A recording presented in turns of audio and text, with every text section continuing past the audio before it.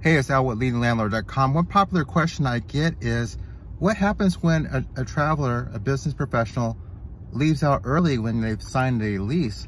You know, we often have them sign short-term leases so that we can deal directly with them. And these leases may be 2.5 months or 4 months, things like that.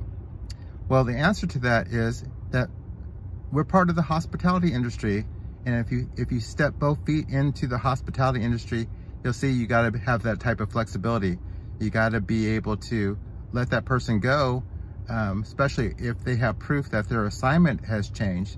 You can't keep them on the hook for the remainder of that lease. And you have that ability if you know how to market for yourself. If you have a strong marketing engine, you definitely can do that. So keep your place looking nice is one way you counteract that and reduce the risk of being worried about that. And the second thing is know how to market. Really dive into knowing how to market your furnished rental, your extended stay rental, and without having to rely solely on Airbnb, and you'll be just fine. It's a great industry.